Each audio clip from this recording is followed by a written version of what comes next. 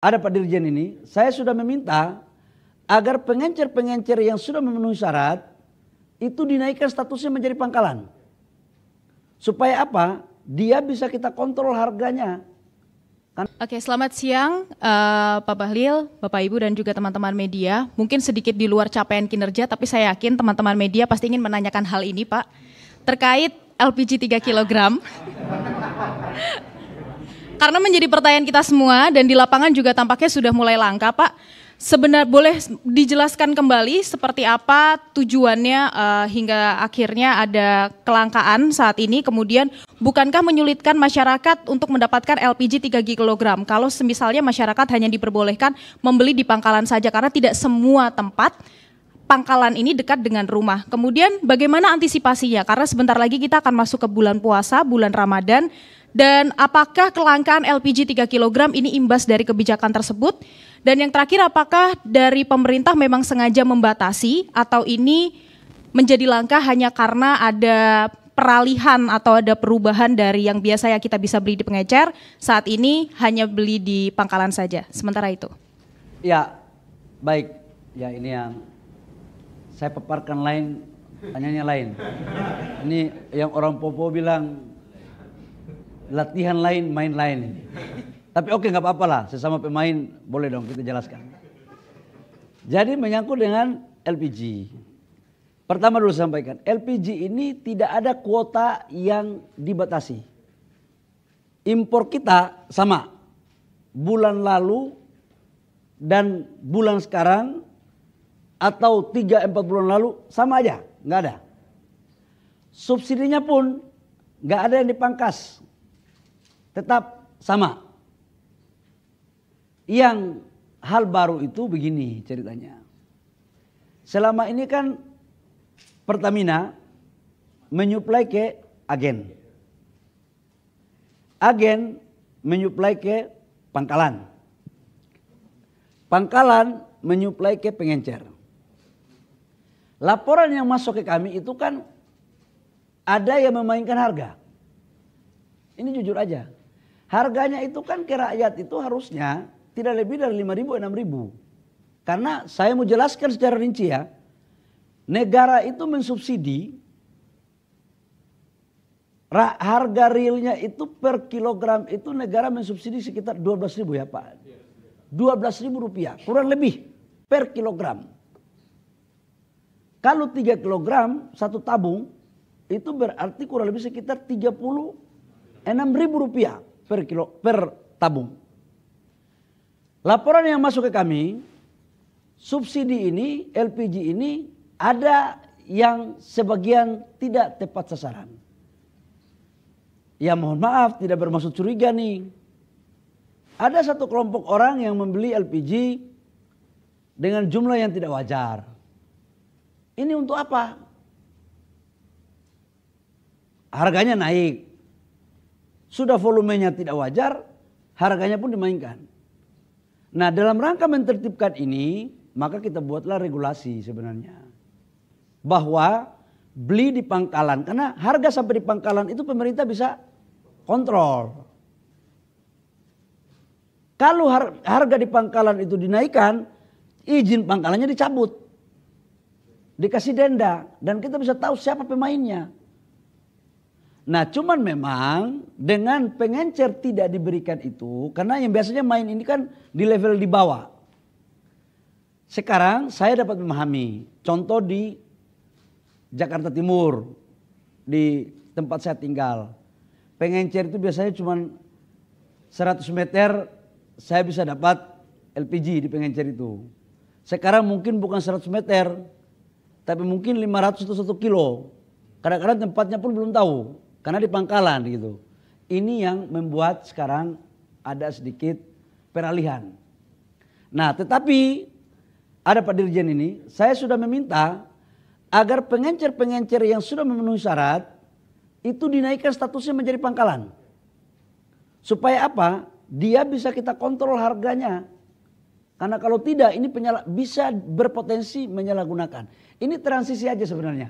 Waktu saya juga tadi sudah dimintai oleh Pak Wapres untuk memperhatikan ini. Pak Wapres dan Pak Presiden juga sudah memerintahkan saya untuk mengecek ini secara langsung. Nah, tetapi pertanyaan berikut, kalau seperti ini kan pasti ada yang merasa zona nyaman nih. Saya tahu saudara-saudara saya rakyat kecil juga begitu. Saya tahu mereka, kenapa Menteri kau kan pernah orang susah, kenapa kau bikin kita susah? Kira-kira kan begitulah. Ya, tapi Bapak Ibu semua saudara-saudara saya dimanapun berada, mohon kasih kami waktu sedikit saja. Kami selesaikan ini. Barang gak ada langkah, saya jamin. Saya jamin gak ada langkah, cuman persoalannya dari 100 meter, sekarang mungkin jauh lebih dari itu ngambilnya. Tapi mungkin biaya transportasinya sedikit yang harus ditambah nih untuk bisa kita cari formulasi lah. Supaya tujuannya apa? Ini diberikan kepada saudara-saudara kita yang berhak. UMKM tetap dapat LPG dengan harga yang mungkin jauh lebih murah. Nggak boleh karena banyak pemain-pemain di oknum-oknum pemain itu memainkan harga. Aku nggak mau lagi. Justru saya udah kasih tahu sama Pertamina, kalau saya temukan kayak begini, saya cabut. Bahkan ada komplain juga, ada biayanya itu Pak Dirjen. Saya minta jangan lagi ada biaya-biaya yang tidak masuk akal. Kita mau fair, jangan menyusahkan rakyat. Gitu Mbak ya? Oke. Ya, satu lagi boleh? Boleh. Di luar ini. Jadi Pak Hashim Joy Hadikusumo ini menilai Just Transition Energy Partnership atau JETP ini gagal karena tidak ada $1 pun dana yang dikucurkan Amerika Serikat untuk Indonesia demi transisi energi. Okay. Nah, ini termasuk dana hibah ada 5 miliar US dollar kalau saya tidak salah. Ini dalam total keseluruhan komitmen JETP sama sekali tidak mengalir. Bagaimana respon dari Kementerian ESDM dan bukankah ada dana yang disalurkan kepada PT Sarana Multi Infrastruktur? Terima kasih. Kalau PT SMI itu kan bukan kewenangan Menteri SDM. Nanti tanya aja kepada menteri yang berhak. Saya Mbak selalu memegang teguh pada tupoksi saya. Ibarat satu rumah, kamar saya di depan, nggak boleh saya masuk di kamar orang lain. Jadi jangan sampai kepala yang sakit terus garu di kaki, nanti nggak bagus ya.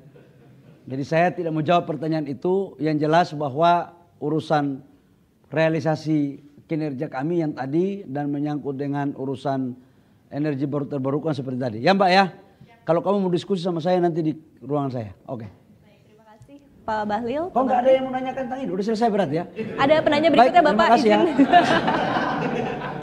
Oh ada. Penanya berikutnya ada. Bapak dari yang Pak Eko dari Bloomberg. Silakan dengan Eko Mbak. Pak dari Bloomberg. Mau tanya soal LNG nih Pak. Kami dengar PLN mengalami kekurangan pasokan LNG di kuartal 1 tapi sudah diamankan dengan cara membuyback berapa kargo yang rencananya untuk ekspor. Nah untuk di kuartal 2 dan berikutnya apakah kekurangan pasokan gas untuk PLN ini masih terjadi Pak? Itu berapa banyak dan bagaimana cara pemerintah untuk mengatasinya? Kami dengar juga ada permintaan impor ya Pak untuk LNG ini dari PGN. Apakah benar demikian?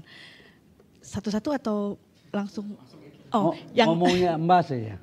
Yang kedua untuk 2025 ini Pak, kalau tadi lihat target produksi dan ekspor batu bara kan melampaui target ya Pak ya dan mencapai rekor.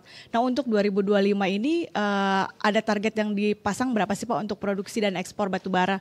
Begitu juga untuk nikel Pak, berapa Pak yang dibolehkan untuk diproduksikan? Bapak katanya mau menyeimbangkan antara produksi dengan demand sehingga harganya tetap bagus. Terus yang ketiga Pak, untuk Freeport katanya kan sudah mengajukan izin ekspor karena kaitannya dengan smelter yang kemarin ada kecelakaan.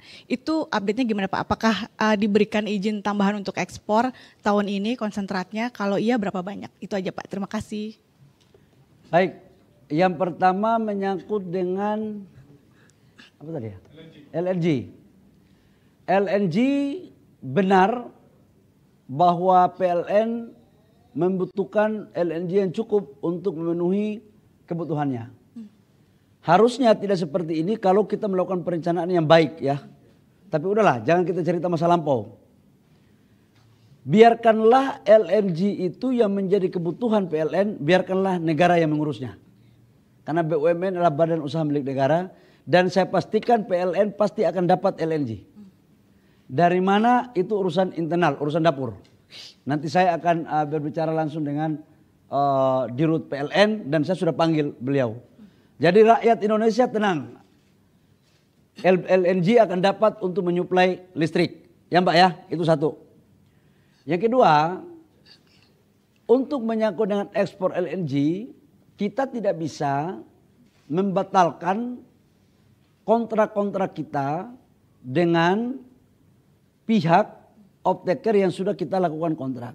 Terkecuali kita batalkan tapi kita harus bayar dendanya. Ya begitu Pak Joko ya. Kita harus membayar penaltinya. Ini juga kita lakukan dalam rangka memenuhi stok. Makanya saya katakan bahwa ke depan seluruh sumber daya kita sebelum kita ekspor kita menghitung dulu kebutuhan nasional kita berapa. Setelah kita menghitung kebutuhan nasional kita berapa, kita memenuhi dulu kebutuhan itu. Sisanya baru kita ekspor. Nah memang dari sekarang, mulai sekarang sebelum POD ya, sebelum